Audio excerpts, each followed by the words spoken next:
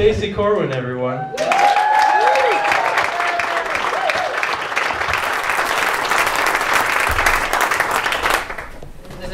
This could go badly. So I'm the first lady all of a sudden. This is the first time I've had the opportunity to perform with this group, and Josh told me it was formal. Well played, Josh. Thank you. Amazing there. That's fine. I don't care. It's all right. No, thank you. I suppose Comedy Central's not really here either.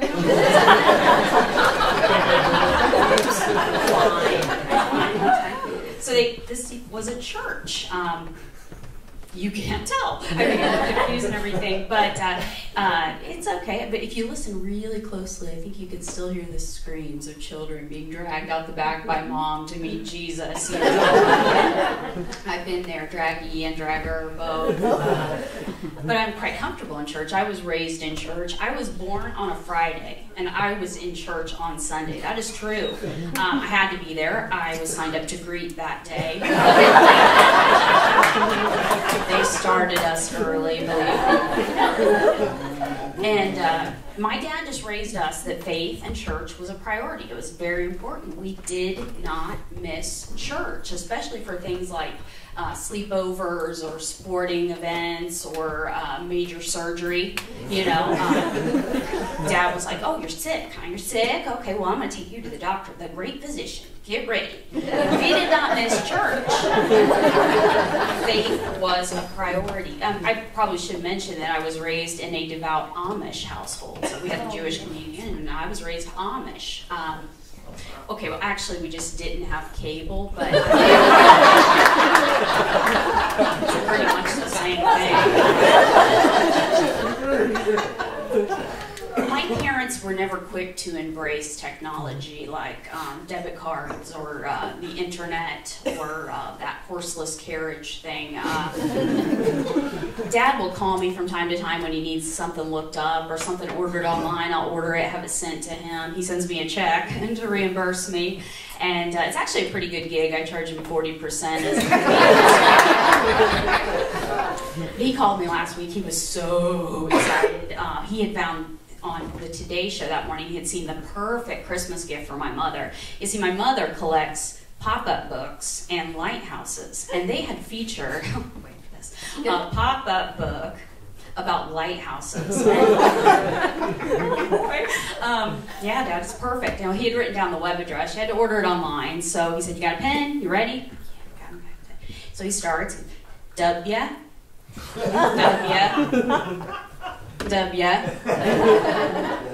period, A, M, A, Z. Like, Dad, I'm gonna stop you. Is it Amazon.com by any chance? Oh, yeah, well, it does. Yeah, it does say that. Okay, all right, Dad. It's ordered. It'll be there tomorrow. I love you. Make sure to send the check. I should not make fun of him. I shouldn't laugh at him for things like that. I mean, for all the things my parents have done for me, it's kind of the least I can do. And it makes me feel needed. I don't mind. And, you know, I mean, when I was in high school, I burned up the engine of a car because I didn't know you had to put oil in those things. It seemed like something that would come, you know, preloaded, but and I just want you to know that as we stood there, my dad and me, smoke billowing from the hood of my car, do you think my dad laughed at me? Dad didn't laugh. Dad did not laugh. Come to think of it, he didn't even crack a smile. So I feel kind of bad making fun of him for stuff like that. You know, I think I'm going to waive his convenience fee over the holidays. Just but no, also, I am probably double the age of most of the other guys on the lineup tonight, and that's okay. When Josh set me up tonight, he said, "By the way, you have to bring the beer for the after party." And I said, "Oh, is that like my initiation or whatever?" And he said, "No, you're just old enough to buy it."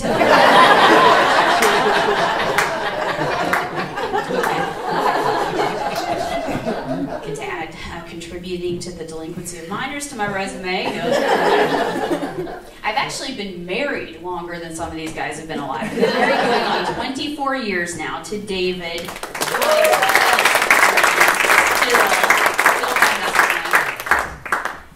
I gotta tell you though, after 24 years of marriage, we are to the point in our relationship that when David gets that look on his face and says, Stacy, are you thinking what I'm thinking? There's a 50-50 chance that he's feeling romantic or he wants to go out for ice cream. And frankly, I'm pretty good either way. I mean, don't get me wrong, romance is important in a marriage, very important, but when you go get ice cream, you can both get exactly what you want. Any of the 31 flavors. And the kid behind the counter at the ice cream shop, he doesn't care that I haven't shaved above the knee in a month because it's November, and why? He doesn't care. And what if David's only hungry for 1 scoop of ice cream? But I'm up for 2 scoops. Maybe even 3. That's okay. That's all right. That's not a problem at the ice cream shop. And if David gets carried away and gobbles up all his ice cream in just a couple minutes before I'm finished with my ice cream,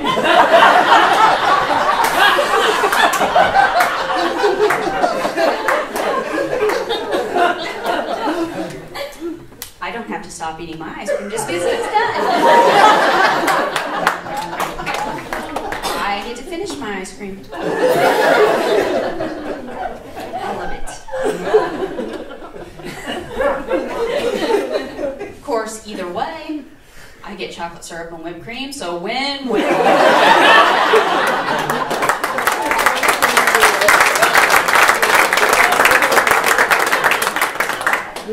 We've been so busy the last few weeks. The poor guy hasn't had ice cream in 2 weeks.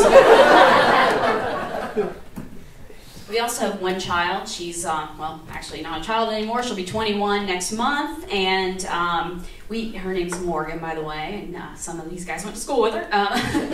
But she's out on her own. We are in our mid-40s. We are empty nesters, and it does not suck. I'll just tell you, it does not suck. Every now and then somebody will ask me, what made you guys decide to just have 1? Like it's any of their business, but I don't mind. I don't mind because I know what they're getting at, Don't 2 people as attractive and well-adjusted and just generally awesome as David and me, don't we kind of owe it to society to have a lot of children? Yeah, probably. But I just like to mess with them instead. I act like I don't know what they're talking about. What do you mean an only child? We're planning a big family. Like 5 more at least. I'm just spreading them out. 1 at a time, please. But no, I think that God I know that God, in His infinite wisdom, gave me all the children I had patience for. I've never been known as a particularly nurturing or loving, patient person. In fact, when we got the news that we were going to have a baby and we started telling our friends and family the good news, the reactions I got were not exactly what I had expected. But the typical reaction was something kind of like, what? You're going to have a baby, like a real human baby? Like a newborn infant? Like you're going to be a mom to a real kid? Are you sure that's a good idea? Not exactly the reaction I was expecting. In fact, I thought you'd be a little excited to be a grandma, Mom.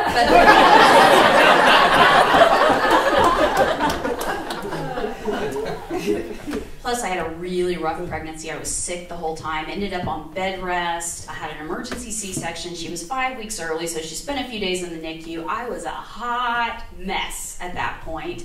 And a couple days after delivery, a nurse walked into my room, and she found me just a blubbering pile of hormones on the bed, just sobbing my eyes out. And she walked in. Nurses are special people. And she came in, and she put her arm around me. She said, "Oh, honey, don't worry.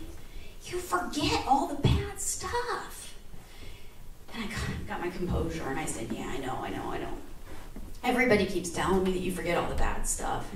So I'm writing it down. I'm documenting everything. I just want to say they grossly underestimated my retention ability because I didn't forget. It's not the kind of stuff you forget. I'm just going to say. And we have one child. There are different parenting styles, as you know. You've got the attachment parents, they're the co-sleepers, baby wearers, constant contact. And you got the helicopter parents, always hovering over, a little overprotective if you ask me, but involved in everything. And, well, David and I didn't really fit any of the traditional parenting styles. I think ours could best be described as empowerment parenting. We encouraged independence from a very early age. The state of Indiana called it borderline neglect. Potato. We didn't baby her. We didn't coddle her. We didn't rush her to the emergency room for every little sniffle or tummy ache or compound fracture. Those are the things that build character, don't you think?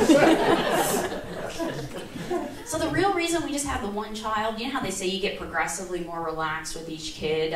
We thought it best not to push our luck and just quit while we were ahead, so one child. But Christmas is coming. Christmas is coming, we know, because the stores have had Christmas stuff on the shelves for 3 months now. And all these commercials reminding us. My favorite commercials are like the Audi and Lexus, trying to convince me that if I really love my spouse, the perfect present is to surprise him with a $50,000 new automobile on Christmas morning, right? Yeah, I'm going to surprise him with a car. If I want to buy a dress without him knowing, I have to launder the money through 3 offshore accounts. I'm really going to be able to shop for, finance, plate, insure, and then hide an SUV until Christmas morning. Surprise! Do people really do that? I mean, I've driven around on Christmas. I don't see a lot of red bows on the hoods of cars. That's all I'm saying.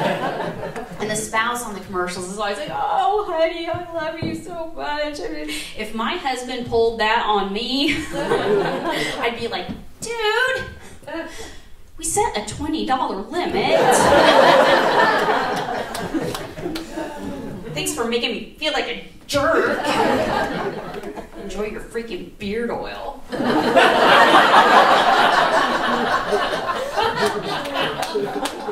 We drive beater cars. They are proudly paid off, but I drive a 2007 Ford Taurus with 193,000 miles on it. I think. The light behind the odometer burned out 2 years ago. I have no idea. What do you need an odometer for anyway, to tell you when to change the oil? Shoot, this thing leaks oil so fast, I get an oil change every week, I've learned they need oil. The ironic thing is I get a lot of practice now, too. So the horn went out like 5 years ago. We never got that fixed. And David has suggested that may have saved my life. And he's probably right, because, that temper thing I told you about, I struggle with road rage, but only when I'm surrounded by idiots. I know that's a character flaw that I need to work on, and it's not okay for me to get that upset. So for a long time, I prayed that God would give me patience. Just, God, please give me patience for these people. And, well, that wasn't working. It was not working. So then I was convicted. I found this verse in 1 Corinthians 10 that said, "Seek not for your own good, but seek the good of others." Light bulb moment.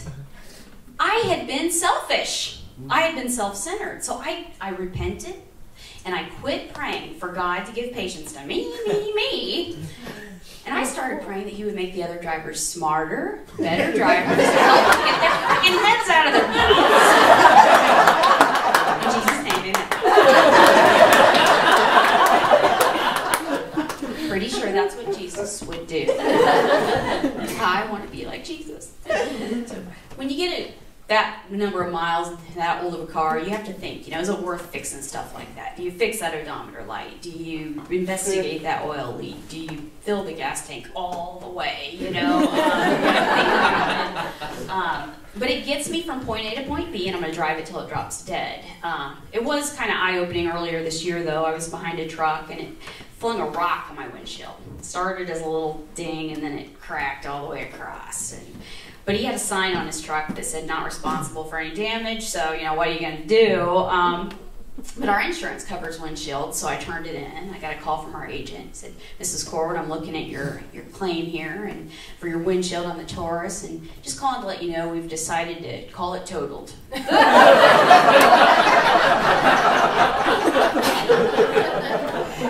Totaled?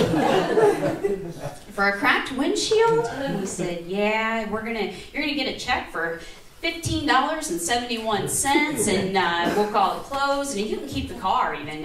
In fact, we insist that you keep the car, and have a nice day." And I said, whoa, okay, wait a second. Okay, total, fine, I get that, fine. But it's only worth $15.71. He got real quiet. He said, "Well, wasn't quite that much, but we took up a collection in the office, and you're in good hands. So, thank you very much." I saved this story to last because I'm going to lose at least half of you at this point. And I don't really care. I'm not an animal lover. I don't love animals. I don't hate animals. I wouldn't hurt animals. I'm just not a pet person, not an animal lover. If you have a pet and you love your pet, fine. That's great. Just not me. You know, I'm kind of a germaphobe, so the idea of doggy kisses.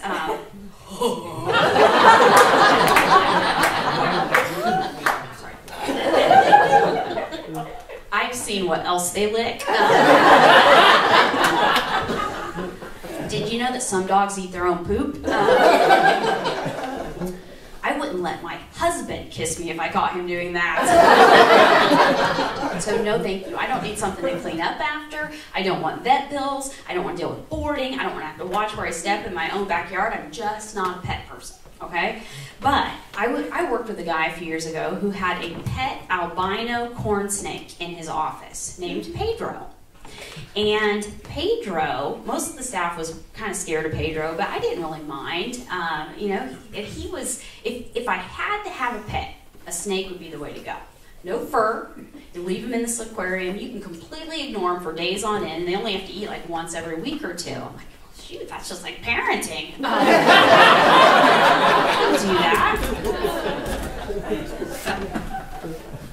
But do you know what Pedro ate? Live mice. Yeah, you had to get a live mouse to feed Pedro. About once a week, you would drop a live mouse in Pedro's tank, and then Pedro would... Well, I'm going to spare you the details, but circle of life. It was actually kind of interesting to watch. I thought it was kind of fascinating. In fact, sometimes when my coworker would be on vacation or just busy, I would even help him out by feeding Pedro. Now, the first order of business when you're feeding the snake, you must procure the mouse. Now, you can't just go catch a field mouse. I know you're picturing me hunting mice, but no, you got to go to the pet store and you request a feeder mouse. They breed mice just for this, right? Now, they don't keep the feeder mice out on the floor for everybody to see and fall in love with. No, feeder mice are kept in the back. You don't name a feeder mouse, you know. And so I went in, found a clerk and asked him, I said, "I need a feeder mouse for a pet snake," and off you went. So I cannot help but imagine those mice back there when they see the clerk coming, like, "Hey, guys, he's coming, everybody look cute."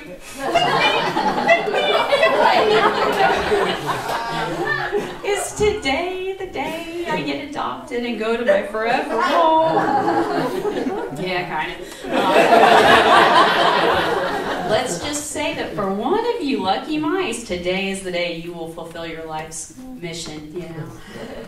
But I was out there on the floor waiting for him to bring me Pedro's supper, and I noticed a pen of black Labrador puppies in the middle of the store, and oh man, everybody was just crowded around him, oohing and on over these puppies and petting them. Kids were begging their mom for a puppy. Now, I can admit they're cute without having the least desire to have one, okay? Babies are cute. I sure as heck don't want one. But I was getting a kick out of watching these people fawn all over them, and I was just standing there looking, and then here comes the clerk with his little cardboard box with air holes drilled in it containing the condemned, and he said, "Aren't they just the cutest?" I said, "Yeah, totes adorbs." He said, "You think you might want to take one home with you?" And I looked at the puppies and I looked back at him like I was actually considering it, and I said, "You know, I think he would choke on a lab." Maybe any chihuahuas he